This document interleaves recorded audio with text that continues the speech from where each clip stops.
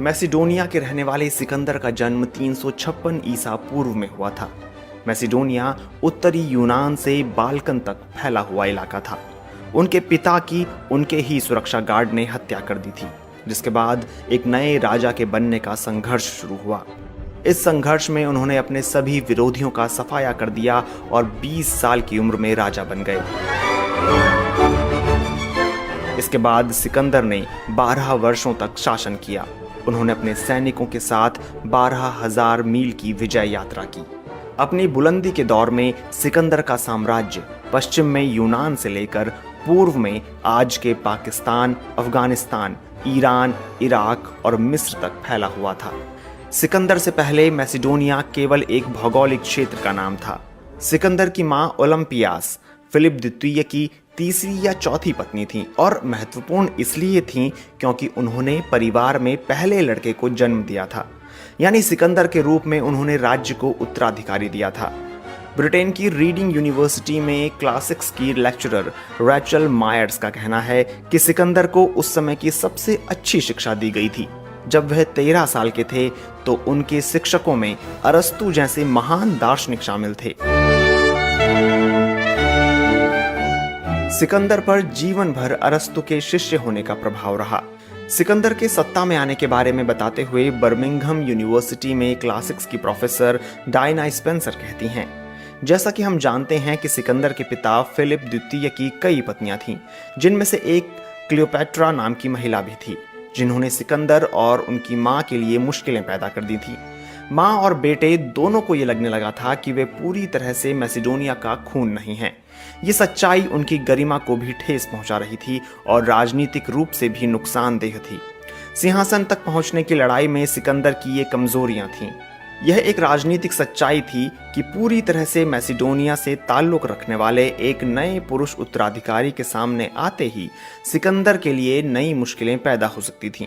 Diana Spencer का कहना है कि सिकंदर की सौतेली बहन यानी क्लियोपैट्रा की बेटी की शादी में एक सुरक्षा गार्ड ने राजा फिलिप द्वितीय की हत्या कर दी थी। गार्ड को भी भागने की कोशिश के दौरान मार दिया गया था, इसलिए यह पता नहीं चल सका कि इस हत्या की वजह क्या थी। लेकिन माना जाता है कि इस हत्या में सिकंदर और उसकी मां का हाथ हो सकता है। इस हत्या के बाद सिकंदर का हाथ नहीं रुका। उन्होंने एक एक करके उन सभी लोगों को मार दिया जो उनके उत्तराधिकार के लिए खतरा बन सकते थे। आखिरकार सिकंदर सिंहासन पर बैठे और अब उनकी नज़र फारस साम्राज्य पर थी। फारस साम्राज्य ने 200 से अधिक सालों तक भूमध्य सागर से जुड़े इलाकों पर शासन किया। यह साम्राज्य इतिहास के वास्तविक सुपर पावर में से एक था। फारस साम्राज्य की सीमा भारत से लेकर मिस्र और उत्तरी यूनान की सीमा तक फैली हुई थी। लेकिन इस महान साम्राज्य का खात्मा सिकंदर के हाथों हुआ। इतिहासकार लिखते हैं कि सिकंदर की विजय का श्रेय उनके पिता को भी जाता है, जिन्होंने अपने पीछे एक बेहतरीन फौज छोड़ी थी, जिसका नेतृत्व बहुत अनुभवी और वफादार सेनापतियों के हाथ में था। हालांकि एक चालाक और कुशल दुश्मन को उसके इलाके में जाकर हराना खुद सिकंदर की एक नेता के रूप में बुद्धिमत्ता और युद्ध रणनीति में महारत का कमाल था। मैसिडोनिया के लोग हमेशा से एक सैन्य ताकत नहीं थे। यूनान में एथेंस, स्पार्टा और थेब्स राज्य ऐतिहासिक रूप से शक्ति के स्रोत रहे हैं। इन राज्यों के नेता मैसिडोनिया के लोगों को जंगली या बारबेरियन कहते थे। सिकंदर ने एक प्रोपेगेंडा शुरू किया जिसमें कहा गया कि मैसिडोनिया के लोग पूरे यूनान की तरफ से फारस पर हमला कर रहे हैं। हालांकि एक सदी पहले फारस साम्राज्य और यूनान के बीच होने वाली जंग में मैसिडोनिया शामिल ही नहीं था। सन 334 ईसा पूर्व में सिकंदर की सेना फारस साम्राज्य में दाखिल हुई। सिकंदर की 50,000 की सेना को उस समय दुनिया की सबसे बड़ी और सबसे अधिक प्रशिक्षित सेना का सामना करना था। एक अनुमान के अनुसार राजा डेरियस तृतीय की मातहत सेना की संख्या 25 लाख थी, जो उसके पूरे साम्राज्य में फैली हुई थी। इस सेना का दिल कहे जाने वाले दस्ते को अमर सेना कहा जाता था। यह 10,000 सैनिकों की एक एलीट रेजिमेंट थी। इस एलीट रेजिमेंट की संख्या 10,000 से कम नहीं होने दी जाती थी। युद्ध के दौरान जब इस दल का कोई सैनिक मारा जाता तो दूसरा उसकी जगह तुरंत ले लेता था और कुल संख्या पूरी 10,000 ही रहती थी। लेकिन इस जबरदस्त सैन्य शक्ति के बावजूद सिकंदर की बहुत ही प्रभावी और बुद्धिमान रणनीति की वजह से फारस साम्राज्य हार गया। सन 324 ईसा पूर्व में सिकंदर फारस के सूसा शहर पहुंचे। वह फारस और मैसिडोनिया के लोगों को एकजुट करना चाहते थे और ऐसी नस्ल पैदा करना चाहते थे जो केवल उसके प्रति वफादार रहे। सिकंदर ने अपने कई सेनापतियों और अधिकारियों को फारस की राजकुमारियों से शादी करने का आदेश दिया। सिकंदर ने खुद अपने लिए भी 2 पत्नियां चुनी।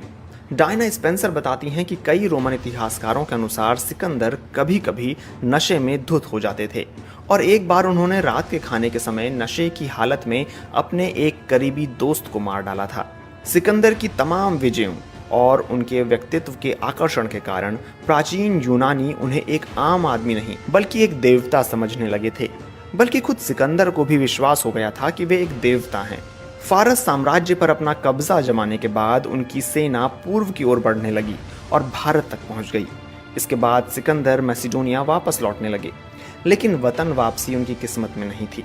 सन 323 ईसा पूर्व में 32 साल की उम्र में बेबीलोना, जो कि वर्तमान में इराक का इलाका है, वहां पहुंचने के बाद अचानक एक रहस्यमय बीमारी से उनकी मृत्यु हो गई।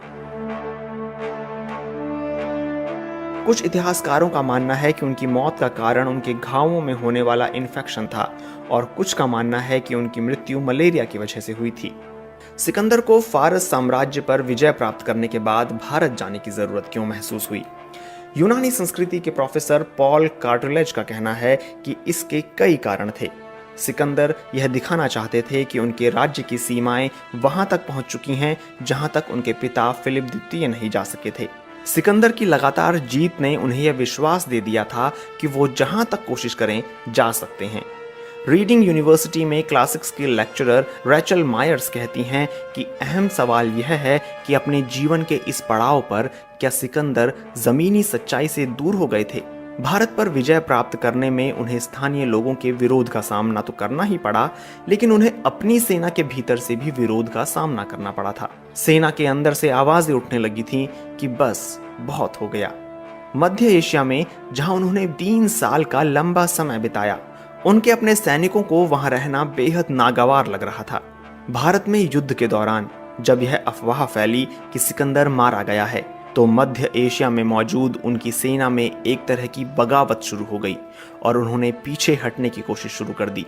लेकिन सिकंदर सिर्फ घायल हुए थे। कुछ इतिहासकारों का मानना है कि सिकंदर का अगला लक्ष्य अरब क्षेत्र था।